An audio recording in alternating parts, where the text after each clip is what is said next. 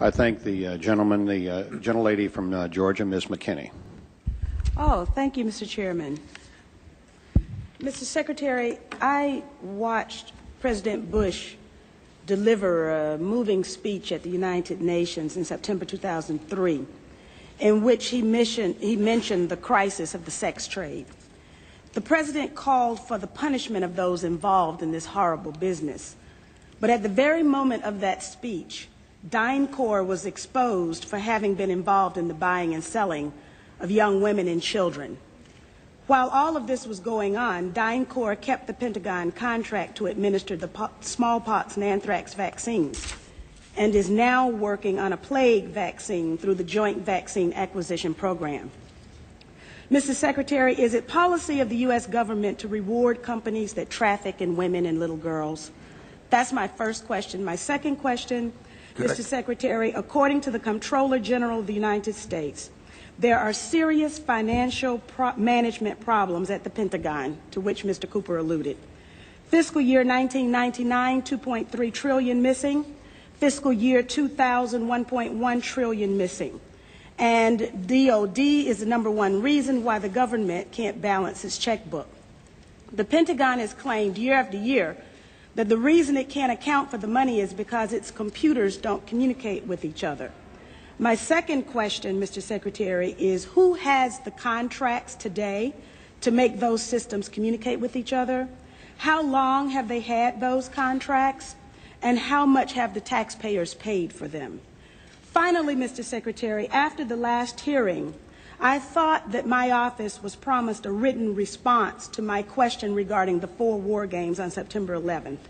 I have not yet received that response, but would like for you to respond to the questions that I've put to you today, and then I do expect the written response to my previous question, hopefully by the end of the week.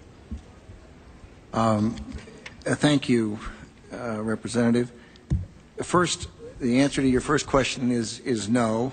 Absolutely not. The policy of the United States government is clear, unambiguous, and opposed to the activities that you described.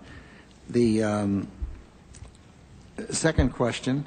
Well, how do you explain the fact that DynCorp and its successor companies have received and continue to receive government contracts?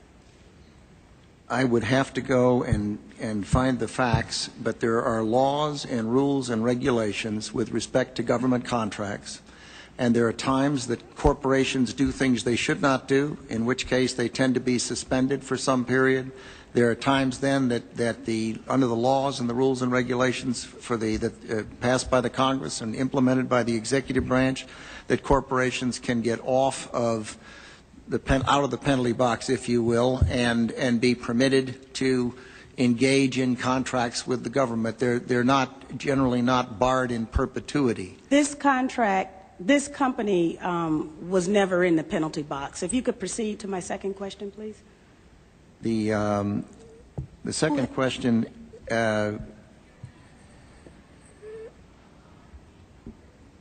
I've forgotten what the second question was. I think Ms. Jonas knows it. Okay. Thank you, Ms. McKinney. I appreciate the question. I appreciate your interest in our department's financial condition, and we are working very hard on that program. I've just come back recently. I understand that you're working hard on it, but my question was, who has the contract? How long have they had that contract, and how much money have we spent on it? In general, we spend about $20 billion in the Department on Information Technology Systems.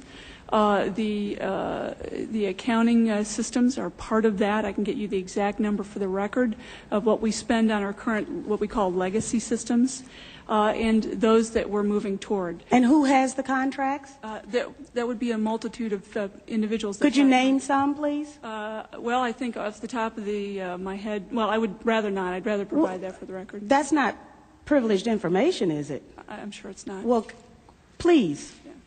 And we still have time, so please. I would be glad to provide for the record. I don't want to talk from the top of my head and be incorrect. On your first question, I'm advised by Dr. Chu that it was not the corporation that was engaged in the activities you characterized, but I'm told it was an employee of the corporation.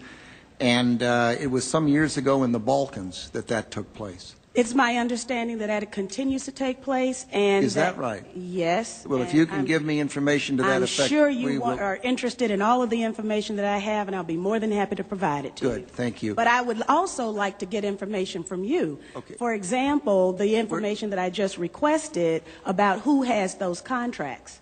Certainly. Let me assure the gentlelady that we'll make sure that this exchange of information takes place. And Mr. Secretary, if you can get back with us on the DynCorp we will, story, we'll get that to the gentlelady. we'll get Thank back, you, Mr. Chairman. We'll get back on both of the first two questions, but the Congresswoman has raised the other question twice now, and I'd like to have General Myers respond because you mentioned it in the last hearing, and I think it would be helpful to get the answer even though we're on red, if you don't mind, Mr. Chairman. General Myers, go right ahead. But I would like to have the answer in writing as well, as I thought my office was promised.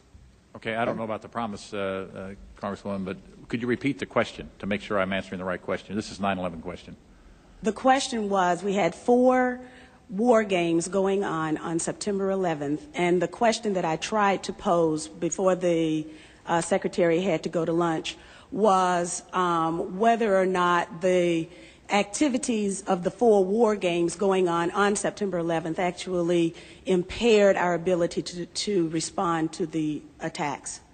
The answer to the question is no, did not impair our response. In fact, General Eberhart, who was then the commander of North American Aerospace Defense Command, as he testified in front of the 9/11 Commission, I believe he told them that it enhanced our ability to respond, given that NORAD didn't have the overall responsibility for responding to the attacks today. That was an FAA responsibility. But they were 2 CPXs. There was 1 Department of Justice exercise that didn't have anything to do with the other 3. And there was an actual operation ongoing because there was some Russian bomber activity up near Alaska. So Let me ask you this then. Who was in charge of managing those war games? And General, why don't you give the best answer you can here in a short period of time, and we'll. The gentlelady wants to get a written answer anyway, and then we can move on to other folks. The important thing to realize is North American Aerospace Defense Command was responsible. These are command post exercises. What that means is all the battle positions that are normally not filled are indeed filled. So it was an easy transition from an exercise into a real-world situation. It actually enhanced the response. Otherwise, it would take somewhere between 30 minutes and a couple of hours to fill those positions, those battle spaces, with the right staff officers. Mr. Chairman, begging your indulgence, was September 11th declared a National Security Special Event Day? I'd have to look back. I do not know. You mean after the fact or before the No, because of the activities going on that had been scheduled at the United Nations that day. I'd have to go back and check. Don't know. Thank you. Okay. I thank the gentlelady. The chair would ask the gentleman from South Carolina to indulge us in that I should have called on Mr. Marshall here in the regular order and missed him, and the gentleman was here. So, if that is that okay, Mr. Wilson? We'll recognize the gentleman from Georgia, Mr. Marshall. Thank you, Mr. Chairman, and I appreciate Mr. Wilson's indulgence. Well, you're going to owe him.